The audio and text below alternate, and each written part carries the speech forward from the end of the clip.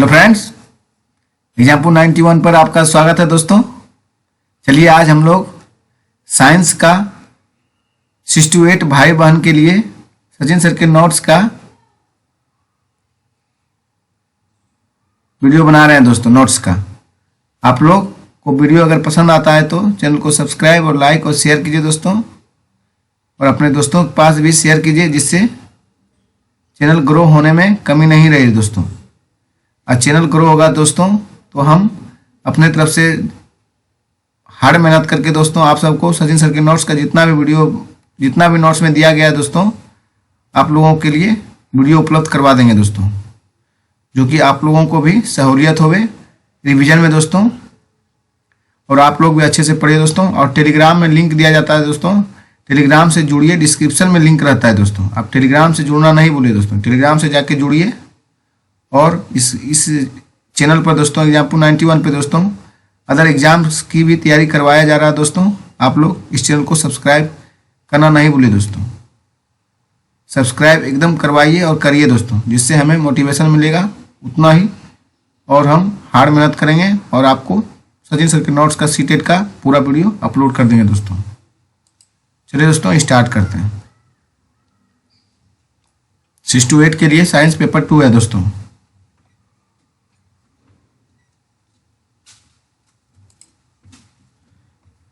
आज दोस्तों हम लोग फल और बीज के विकास के बारे में पढ़ेंगे दोस्तों। पार्ट 1 और पार्ट 2 अपलोड कर दिया गया दोस्तों, आप लोग प्ले लिस्ट में जाके देखना नहीं भूलिए दोस्तों। चलिए दोस्तों, और कमेंट कीजिए दोस्तों, कोई दिक्कत होवे तो आप लोग कमेंट कीजिए, कमेंट का जवाब दिया जाएगा दोस्तों। निषेचन के पश्चात अंडाशय फल में विकसित हो जाता है, जबकि पुष्प के अन्य भाग मुरझाकर गिर जाते हैं। परिपक्व हो जाने पर अंडाशय फल के रूप में विकसित हो जाता है। बीजांड से बीज विकसित होते हैं। बीज में एक भ्रूण होता है जो सुरक्षात्मक बीजावरण के अंदर रहता है। बीज प्रकीर्णन दोस्तों, प्रकृति में एक ही प्रकार के पादप विभिन्न स्थानों पर उगे हुए पाए जाते हैं। ऐसा बीजों के विभिन्न स्थानों पर प्रकीर्णन के कारण होता है दोस्तों। जंतुओं में जनन, नर जनन अंग दोस्तों।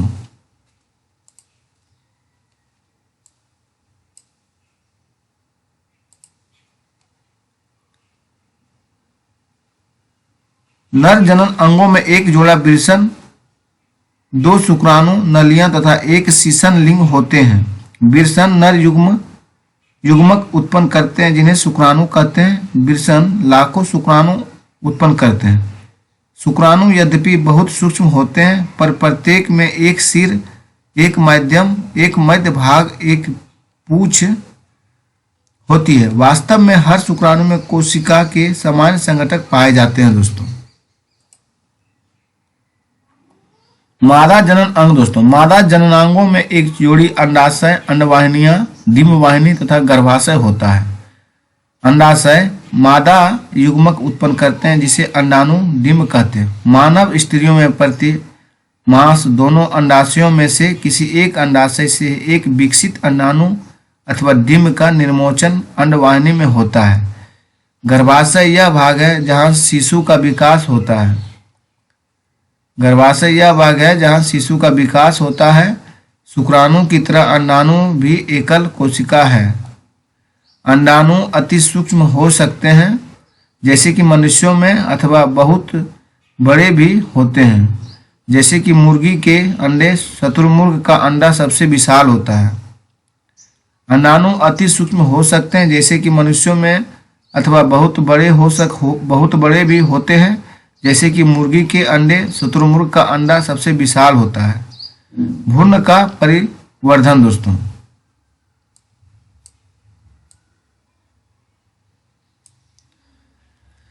निषेचन के परिणाम स्वरूप युग्मनज बनता है, जो विकसित होकर भ्रूण में परिवर्तित होता है।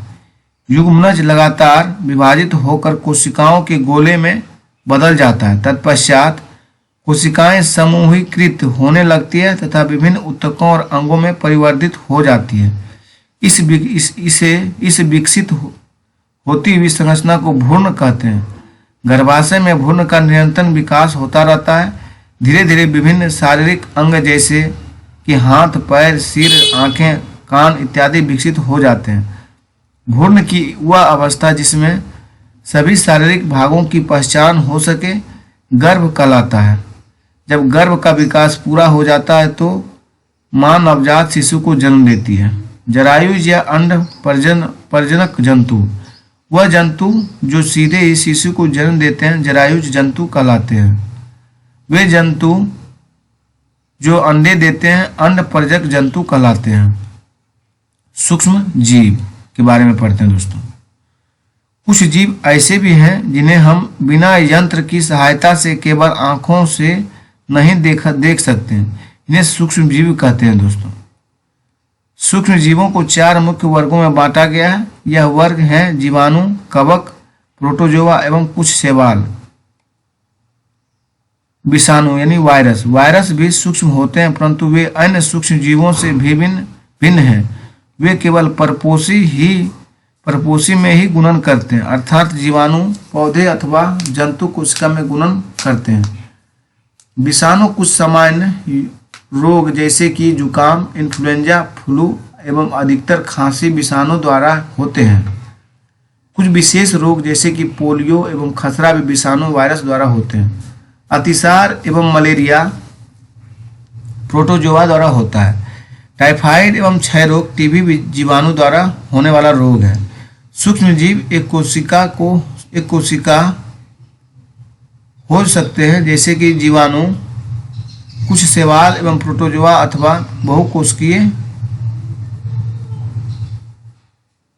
बहुकोशिकीय जैसे कि कई शैवाल एवं कवक। यह बर्फीली शीत से उष्ण गर्म स्रोतों तक हर प्रकार की परिस्थिति में जीवित रहे हैं। यह मरुस्थल एवं दलदल में भी पाए जाते हैं। यह मनुष्य सहित सभी जंतुओं के शरीर के अंदर भी पाए जाते हैं। कुछ सूक्ष्म जीव दूसरे सजीवों पर आश्रित होते हैं जबकि कुछ अन्य स्वतंत्र रूप से पाए जाते हैं। अमीबा जैसे सूक्ष्म जीव अकेले रह सकता है जबकि कवक एवं जीवाणु सूक्ष्म समूह में रहते हैं। सूक्ष्म जीव का उपयोग देखते हैं दोस्तों। चलिए, सूक्ष्म जीव विभिन्न कार्यों में उपयोग किए जाते हैं। इनका उपयोग दही, ब्रेड एवं केक बनाने में किया जाता है। प्राचीन काल से ही सूक्ष्म जीवों का उपयोग अल्कोहल बनाने में किया जाता रहा है। जीवाणुओं का उपयोग औषधि उत्पादन एवं कृषि में मृदा की उर्वरकता में वृद्धि करने में किया जाता है जिससे नाइट्रोजन स्थिरीकरण होता है। दही में अनेक सूक्ष्म जीव पाए जाते हैं जिनमें लैक्टोबैसिलस नामक जीवाणु प्रमुख हैं जो दूध को दही में परिवर्तन कर देते हैं। जीवाणु एवं यीस्ट चावल के आटे के किण्वन में सहायक होते हैं जिससे इडली एवं डोसा बनता है। बड़े स्तर पर अल्कोहल, शराब एवं एसिटिक एसिड के उत्पादन में सूक्ष्म जीवों का उपयोग किया जाता है जो गेहूं, चावल एवं फलों के रस में उपस्थित प्राकृतिक शर्करा में यीस्ट द्वारा अल्कोहल एवं शराब का उत्पादन किया जाता है। स्ट्रेप्टोमाइसिन, टेट्रासाइक्लिन और एरिथ्रोमाइसिन समान रूप से उपयोग की जाने वाली प्रतिजैविक है जिन्हें कवक एवं जीवाणु से उत्पादित किया जाता है। एडवर्ड जेनर ने चेचक के लिए 1978 में चेचक के टीके की खोज की थी। पोलियो ड्रॉप बच्चों को दिया जाने वाला वास्तव में एक टीका वैक्सीन है। सूक्ष्म जीवों से टीके के उत्पादन बड़े स्तर पर किया जाता है जिसमें मनुष्य एवं अनेक जंतुओं को अनेक रोगों से बचाया जाता है। कुछ जीवाणु एवं नीले हरे शैवाल वायुमंडलीय नाइट्रोजन का स्थिरीकरण कर सकते हैं। इस प्रकार मृदा में नाइट्रोजन का संवर्धन होता है तथा उसकी उर्वरकता में वृद्धि होती है। इसे सामान्यतः जैविक नाइट्रोजन स्थिरीकारक कहते हैं। हानिकारक सूक्ष्म जीव। सूक्ष्म जीव अनेक प्रकार से हानिकारक हैं। कुछ सूक्ष्म जीव मनुष्य, जंतुओं एवं पौधों में रोगों उत्पन्न करते हैं। रोग उत्पन्न करने वाले ऐसे सूक्ष्म जीवों को रोगाणु अथवा रोगजनक कहते हैं। कुछ सूक्ष्म जीव भोजन, कपड़े एवं चमड़े की वस्तुओं को संदूषित कर देते हैं।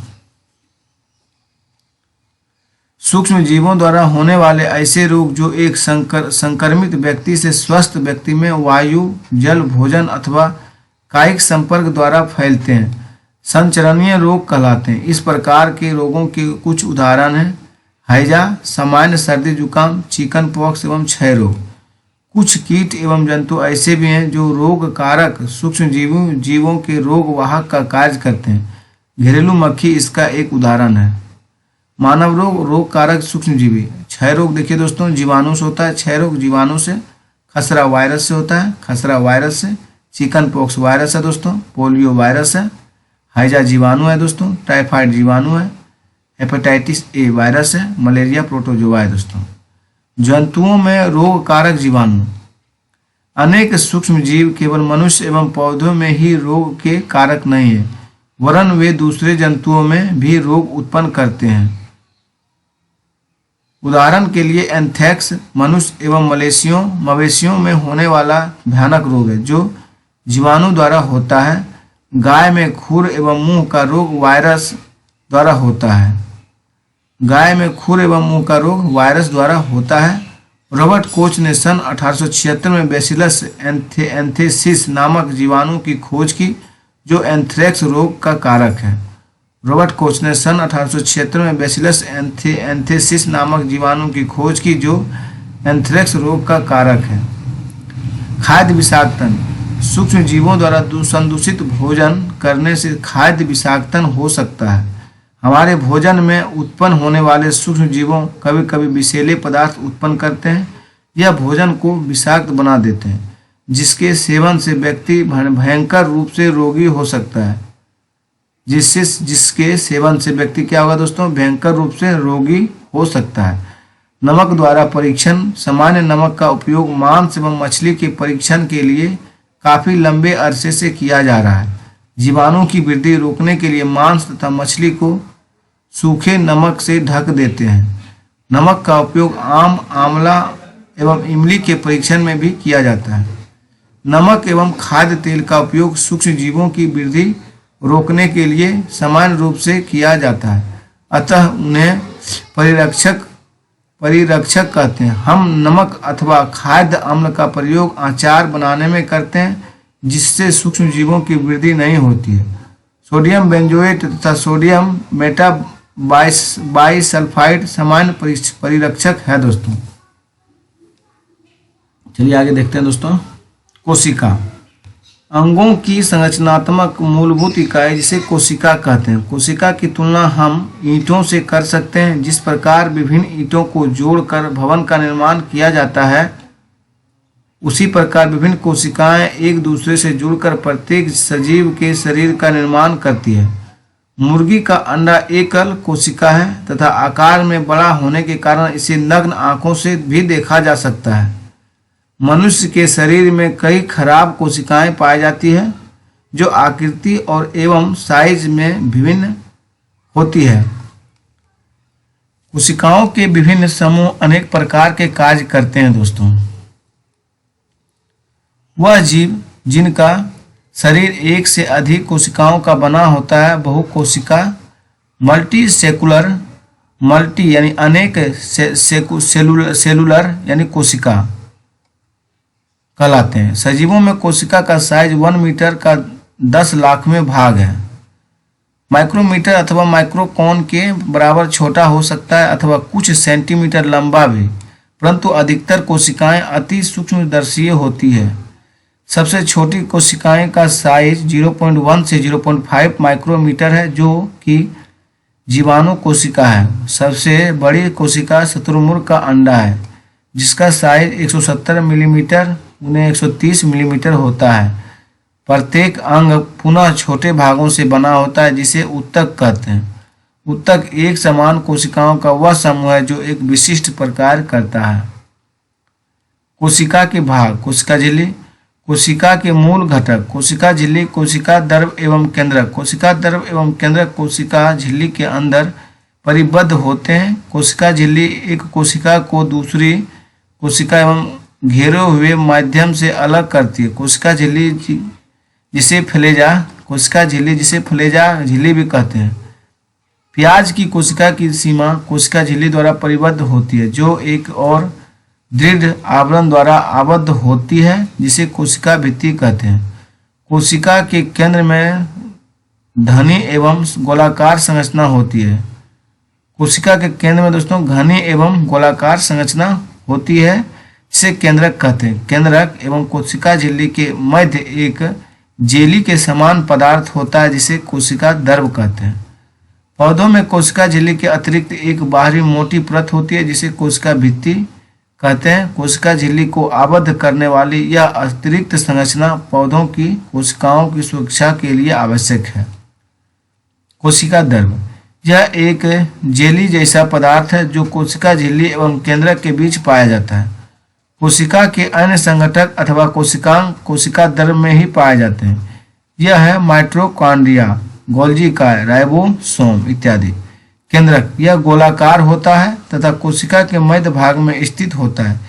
इसे सरलतापूर्वक अभिरंजित करके सूक्ष्मदर्शी के नीचे आसानी से देखा जा सकता है। केंद्रक कोशिका द्रव से एक झिल्ली द्वारा अलग रखता है, जिसे केंद्रक झिल्ली अथवा केंद्रकावरण कहते हैं। यह झिल्ली भी संरंध्र होती है तथा कोशिका द्रव एवं अन्य केंद्रक के बीच पदार्थों के आवागमन को नियंत्रित करती है। उच्च आवर्धन क्षमता वाले सूक्ष्मदर्शी द्वारा देखने पर हमें केंद्रक में एक छोटी संघनन संरचना दिखाई देती है, जिसे केंद्रका अथवा न्यूक्लियोलस कहते हैं। इसके अतिरिक्त केंद्रक में धागे के समान संरचनाएं भी होती है, जो क्रोमोसोम अथवा गुणसूत्र कहलाते हैं। यह जीन के धारक हैं तथा आनुवंशिक गुणों अथवा लक्षणों को जनन से अगली पीढ़ी में स्थानांतरित करते हैं। गुणसूत्र कोशिका विभाजन के समय ही दिखाई देते हैं। जीन सजीव में आनुवंशिक की इकाई है। यह जनक के संतति को आनुवंशिक लक्षण के हस्तांतरण का नियंत्रण करते हैं। इसका अर्थ है कि आपके माता पिता के कुछ लक्षण उनसे आपको प्राप्त हुआ है। यदि आपके पिताजी की आंख भूरी है तो संभव है कि आपकी आंख भी भूरी है। यदि आपकी माताजी की घुंघराले बाल हैं तो वह हो सकता है आपके बाल भी घुंघराले हो। ऐसी कोशिकाएं जिनमें केंद्रक झिल्ली के बिना होता है प्रोकैरियोटिक कोशिका कहलाते हैं। इस प्रकार की कोशिकाओं वाले जीव प्रोकैरियोटिक कहलाते हैं। जीवाणु और नीले हरे शैवाल इसके उदाहरण हैं। प्याज की झिल्ली एवं गाल की कोशिकाओं जैसी कोशिकाओं में झिल्ली युक्त सुसंगठित केंद्रक पाया जाता है। वे यूकैरियोटिक कोशिका कहलाती है। ऐसी कोशिकाओं वाले जीव यूकेरियोटियस कहलाते हैं। ट्राडेस्केसिया पत्ती की कोशिकाओं में अपने अनेक छोटी रंगीन संरचनाएं देखी होगी। वे पत्ती की कोशिकाओं के कोशिका द्रव में छितरी रहती है। इन्हें प्लेस्टिड कहते हैं। यह विभिन्न रंगों के होते हैं। उनमें से कुछ में हरा रंजक उपस्थित होता है, जिसे क्लोरोफिल कहते हैं। किशोरावस्था एवं यौवनारंभ जीवन काल की वह अवधि जब शरीर में ऐसे परिवर्तन होते हैं जिसके परिणाम स्वरूप जनन परिपक्वता आती है। किशोरावस्था एडोलेसेंस कहलाती है। किशोरावस्था लगभग 11 वर्ष की आयु से प्रारंभ होकर 18 अथवा 19 वर्ष की आयु तक रहती है। किशोरों को टीनेजर्स भी कहा जाता है। लड़कियों में यह अवस्था लड़कों की अपेक्षा 1 या 2 वर्ष पूर्व प्रारंभ हो जाती है। किशोरावस्था की अवधि व्यक्तियों में भिन्न होती है। किशोरावस्था के दौरान मनुष्य के शरीर में अनेक परिवर्तन आते हैं। यह परिवर्तन यौवनारंभ का संकेत है। इनमें से सबसे महत्वपूर्ण परिवर्तन है लड़के एवं लड़कियों की जनन क्षमता का विकास। किशोरों की जनन परिपक्वता के साथ ही यौवनारंभ समाप्त हो जाता है। किशोरावस्था में होने वाले परिवर्तन हार्मोन द्वारा नियंत्रित होते हैं। हार्मोन रासायनिक पदार्थ हैं, अतः यह स्रावी ग्रंथियों अथवा अंतःस्रावी तंत्र द्वारा स्रावित किए जाते हैं। यौवनारंभ के साथ ही विषम पुरुष विल्सन पुरुष हार्मोन अथवा टेस्टोस्टेरोन का स्रावन प्रारंभ कर देते हैं। स्रावी ग्रंथियां हार्मोन रुधिर प्रवाह में स्रावित करती है, जिससे वह शरीर के विशिष्ट भाग अथवा लक्ष्य स्थल तक पहुंच सके। लक्ष्य स्थल हार्मोन के प्रति अनुक्रिया करता है। जब किशोरों के विल्सन तथा अंडाशय युग्मक उत्पादित करने लगते हैं, तब वे जनन के योग्य हो जाते हैं। युग्मक की परिपक्वता एवं उत्पादन की क्षमता पुरुषों में स्त्रियों की अपेक्षा अधिक अवधि तक रहती है। ऋतुस्राव लगभग 28 से 30 दिन में एक बार होता है। पहला ऋतुस्राव यौवनारंभ में होता है, जिसे रजो दर्शन कहते हैं। लगभग 45 से 50 वर्ष की आयु में ऋतुस्राव होना रुक जाता है। ऋतुस्राव के रुक जाने की रजनोवृत्ति कहते हैं। लिंग निर्धारण, निषेचित अंडाणु अथवा युग्मनज में जन्म लेने वाले शिशु के लिंग निर्धारण का संदेश होता है। यह संदेश निषेचित अंडाणु में धागे शीर संरचना अर्थात गुणसूत्रों में निहित होती है। लिंग निर्धारण की विधि जनरल डिटरमाइनेशन XX XY, लड़की में XX, मेल में XY। दोस्तों, सभी मनुष्यों की कोशिकाओं के केंद्रक में 23 जोड़ी गुणसूत्र पाए जाते हैं। इनमें से 2 गुणसूत्र, एक जोड़ी लिंग सूत्र जिन्हें X एवं Y कहते हैं। स्त्री में 2 X गुणसूत्र होते हैं, जबकि पुरुषों में एक X तथा एक Y गुणसूत्र होते हैं। जब X गुणसूत्र वाला शुक्राणु अंडाणु को निषेचित करता है तो युग्मनज में 2 X गुणसूत्र होंगे तथा वह मादा शिशु में विकसित होगा। यदि अंडाणु को निषेचित करने वाले शुक्राणु में Y गुणसूत्र हैं तो युग्मनज नर शिशु में विकसित होंगे। चलिए दोस्तों, बायोलॉजी का पाठ समाप्त हो गया। दोस्तों, फिजिक्स को आज हम लोग स्टार्ट करते हैं। दोस्तों, फिजिक्स मापन। मापन